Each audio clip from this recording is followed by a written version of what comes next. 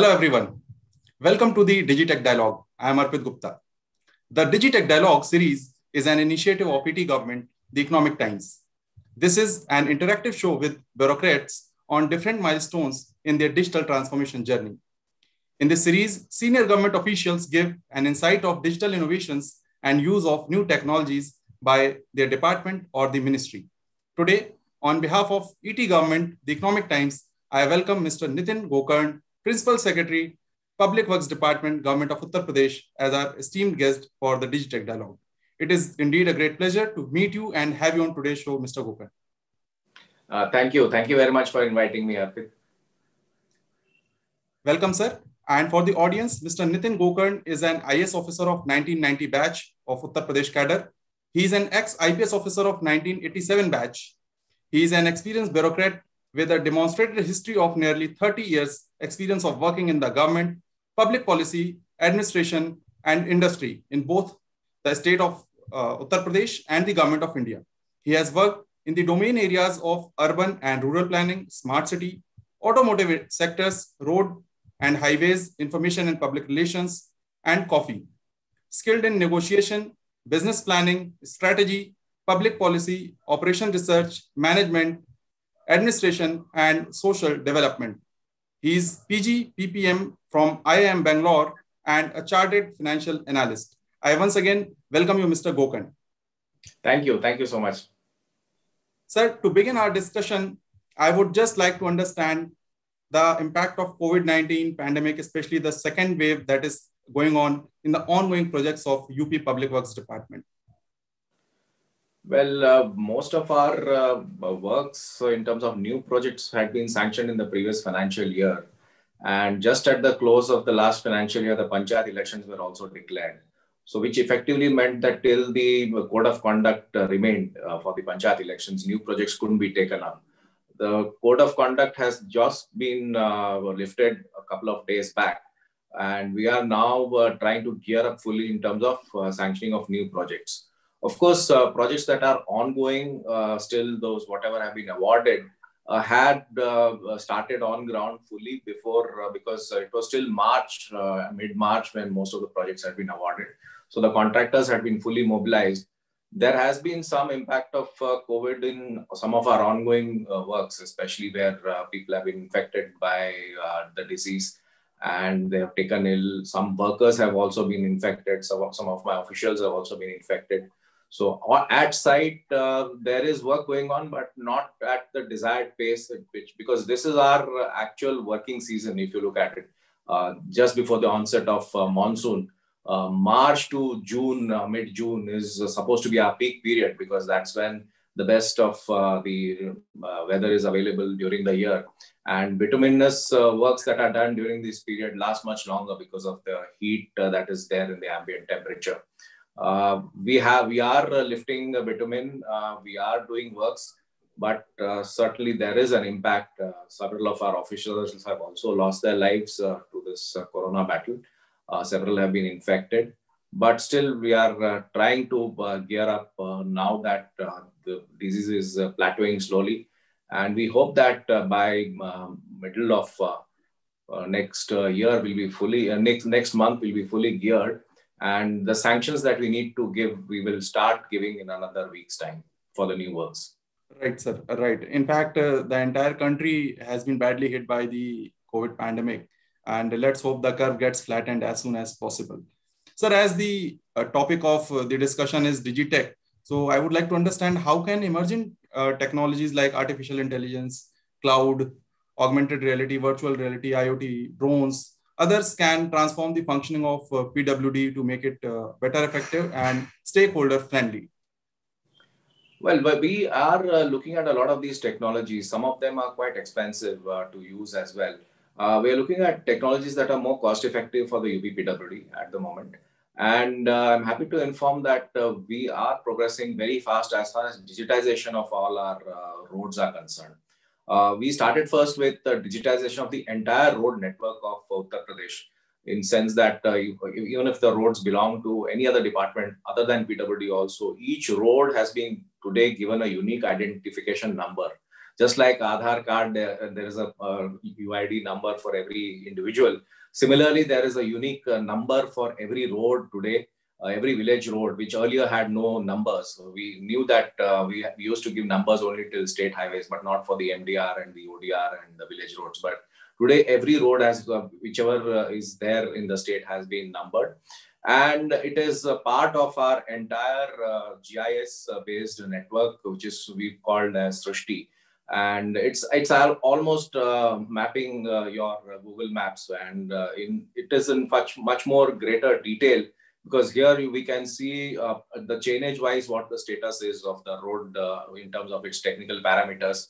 There are certain one-time data that needs to be fed, like the California bearing ratio or the CBR of that particular road, or what the PCU is.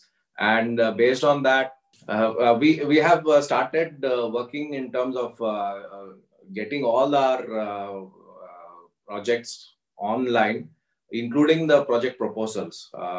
This is probably the first year of 21-22 where even sanctioning of projects will be done online. So there will be no physical movement of paper, which will cut down on a lot of paperwork, which goes back and forth. Every movement of the file will be traced online through the e-office mechanism. There will be an e-measurement book once the project starts. Even our awarding of works, we have now taken up through the Prahari app, where the e-tendering, along with that, the technical evaluation is done online. So every contractor knows what his technical evaluation bid is. Financial bid, of course, is opened after the technical bids. So we are seeing a lot of traction in terms of more number of contractors participating in the bids. And also the fact that the bids are becoming competitive and going in the minus range gives us the hope and the confidence that in the future, there'll be more number of players in terms of contractors coming on board for us in order for us to deliver. Of course, all this is work in progress, and some of the technologies that you mentioned, we are looking at them very closely as to how to integrate them, because we need to build up on our legacy systems and see how and where these systems get fitted into our systems. Thank you, sir. Thank you for elaborating the use of these applications and the possibility of exploring by the other departments in the government of Uttar Pradesh. Sir, how has been your experience on the change management and capacity building in your so far transformational journey? Well, we started with the entire exercise quite a few years back. I think about 2-3 years back is when we looked at what are the applications that are available and started small, because if we give an entire picture to people, sudden transformation becomes very difficult. So it's like cutting down the entire thing into smaller manageable pieces and then taking it one step at a time, so that once that is done, then you build on the next stage. So that's how we took it initially, taking the entire structure on an e-measurement book, which meant that every project, the measurement book, which was hitherto being done and signed on a hard copy, had to be made online and into a soft copy. That became the database for the Chanakya software, where based on the amounts that are generated in the EMB, payments that are to be done to the contractor got captured in the Chanakya software. And once the output was made, then it was integrated with the treasury operations, so that the bill payments through the treasury to the contractors became eased out. Then we looked at the system of Srishti and the Vishwakarma, where the projects to be taken up get emerged from. We have some issues now in terms of integrating the EMB Chanakya system with the Vishwakarma and the Srishti, because there's a lot of legacy data that needs to be brought in.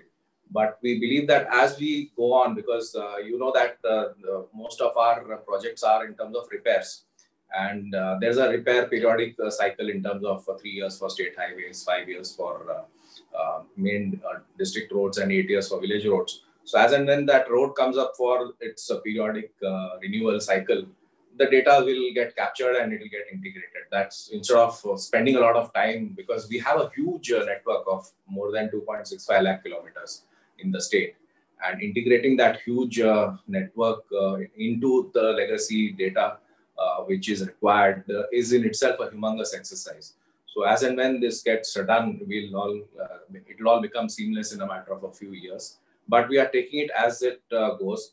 What is important in change management is that the stakeholders themselves realize that it is important for them and it is going to simplify their own works. Because if they are not on board and if there is resistance from their end, then change management doesn't happen. So training is important, but more than training, it's the attitude which is important. Unless and until they get motivated enough to use it, it won't take place. There will be the naysayers and the questioners who will question as to why this is important and why the department is insisting on it. But once that stage is done, once they realize that there is a certain advantage to the system that is being asked for being developed, they have all come on board. Interestingly, most of these applications have been developed in-house by our own people. The inputs have been given by them. The systems in terms of the workflows, how it is to be generated, has been debated internally. There is a certain amount of ownership that is there within the department itself. It's not been thrust from outside. Generally, people look at consultants and they try to thrust upon the departments to say that this is what is to be done. But this was by way of an internal exercise. Certain teams led by very competent senior officers, they guided them and then they took it up as a pilot and then mainstreamed it across the department. So it's been a very big learning exercise for all of us, and this learning is still going on. Government has been laying a lot of thrust on technology. And sir, if I talk about the technologies of GIS, GPS, drone mapping, so how these technologies have come in handy for the Public Works Department while executing various construction projects? Well, our bigger projects, we have taken up the GIS and the drone mapping kind of technologies for our bigger projects. In terms of, we can't look at a very small road project of, let's say, 40 or 50 lakhs. It's not worth to use those projects in it. Our bigger projects in terms of 50 crore and above, and especially some of the projects that are prestigious to the government, we have used those projects. It has enabled us to understand what is the actual status on the ground, because some of the times the status on ground doesn't match with the records that are available. And that mismatch has to be therefore addressed, and it has to be cleared and clarified upfront. Also, it has helped us in project management in terms of how you need to take up what particular structure where and what are the issues that are going to be foreseen upfront so that one can tackle it. It has also enabled us in some of the road safety issues that are there, especially in areas where you have bridges that are not so ergodynamic as far as traffic momentum is concerned, and structures which need to be expanded or capacities need to be expanded. Those issues have got addressed in it. As you talked about road safety, so one very important question comes here: how can technology interventions play a crucial role in augmenting crowd management, traffic management, and other works of PWD? Absolutely. Road safety, road engineering is one of the pillars of road safety among the 4 pillars that we call of road engineering, education, emergency, and enforcement. Road engineering plays a very important part. Road engineering, we divide it actually into 2 parts. One is what we call as the lighter engineering, where with smaller interventions, how you can reduce speeds. So it will include things like signages, it will include things like rumble strips, it will include things like where there are 2 roads merging into one another, whether it's a T junction or a Y junction or a roundabouts, things like that which don't require huge investment. But at times it needs to be completely audited. If it's a black spot, then it certainly needs to be audited, and most of the work that is involved in heavy engineering is after this road safety audit is conducted. We've got more than 500 black spots which have been road safety audited within the state, and another 500 which we have awarded to IITs, that is BHU, IIT, and CRRI and MNIT in Prayagraj. And we hope that after their social audit, the road safety audit is available, we'll be able to finish off the remaining of the black spots. One of the major concerns that the state government and UPPWD has is the growing number of accidents that are taking place in the state. It has been a major area of concern, especially at the highest level. And we believe that by making suitable interventions in terms of how traffic gets merged, how the intersections are managed, the road safety issue can be tackled upfront. Sir, as the state government is creating largest, I would say, network of expressways in Uttar Pradesh and highways as well. There is Bundelkhand Expressway, Purvanchal Expressway, Gorakhpur Link Expressway, and Agra Lucknow Expressway.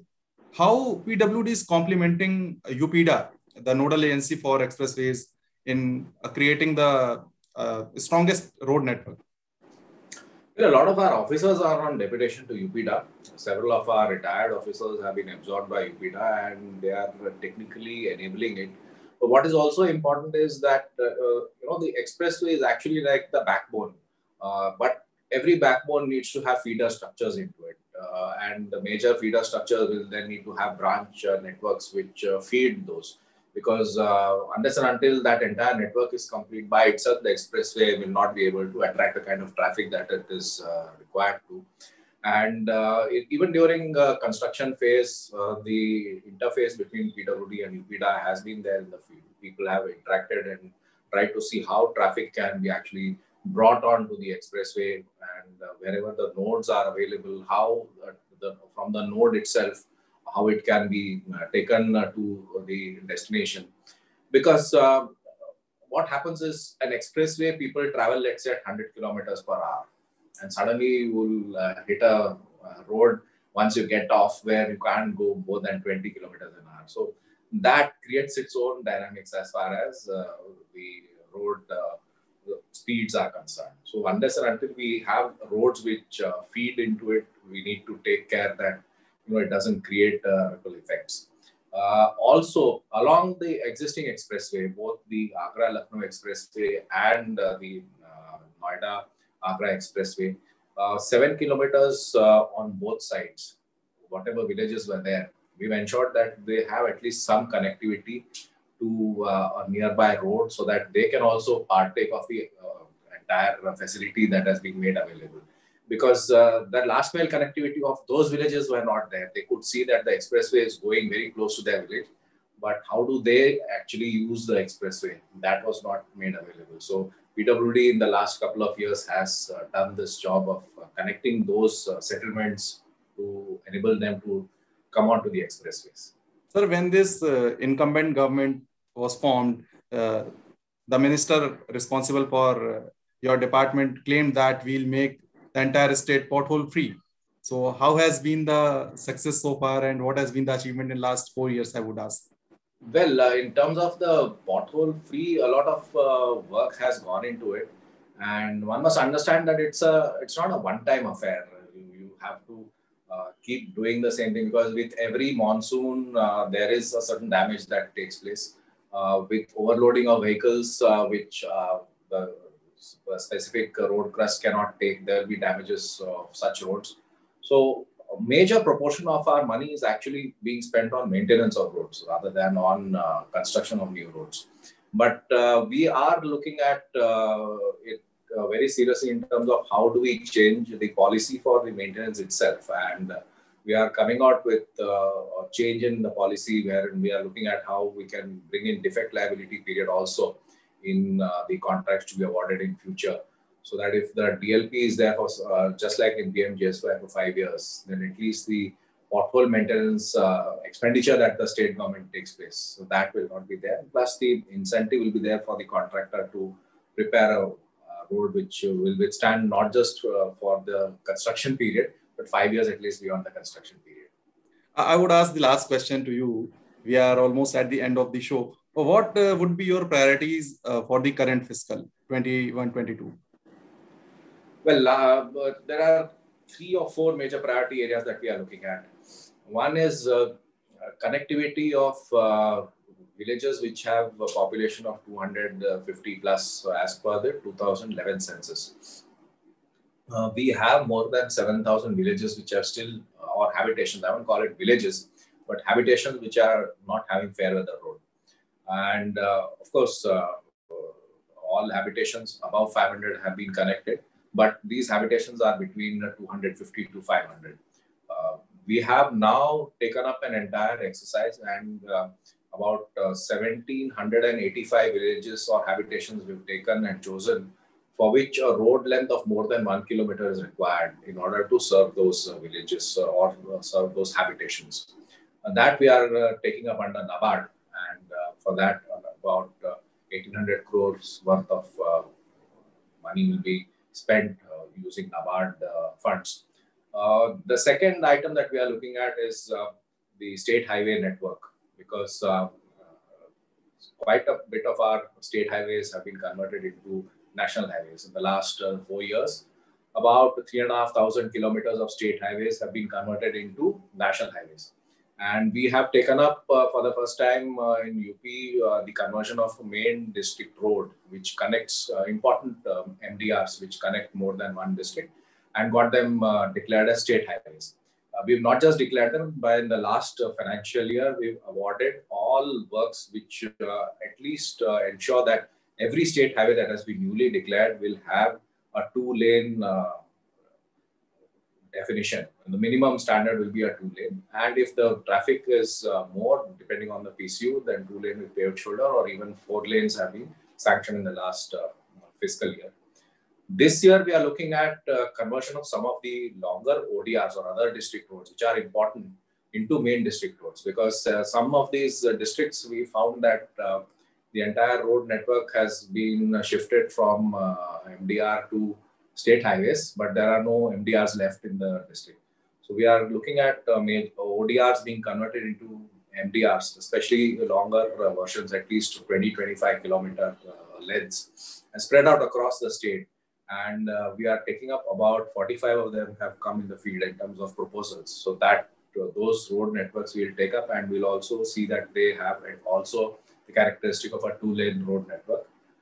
Then our major focus is that of improving existing road networks, which is our periodical repairs. This time using our Nigarani app in terms of the lat-long capturing where the potholes are and what condition the road is before, after situation, after the works are sanctioned and the work is completed, will be captured electronically in our Nigarani software. The proposals will be brought online, tagged to our Srishti network, so that we know where exactly money has gone, which stretch we are taken up. And all this will be done online in terms of the pothole repair maintenance. Thank you, Mr. Nitin Gokarn. It was really a great interaction with you. Our sincere thanks to you for accepting our invitation and making today's show wonderful. We wish you all the best for your future endeavors. Thank you so much. Thank you for inviting me and sharing my thoughts and sharing the work that is being done by my team in UP PWD. For the audience, the Digitech Dialogue series is an initiative of ET government, the Economic Times. This is an interactive show with bureaucrats on different milestones in their digital transformation journey. In this series, senior government officials give an insight of digital innovations and use of new technologies by their department or ministry. Each week, we present a new guest and discuss the digital transformation journey and a future roadmap for digital India. Thank you so much. Thank you.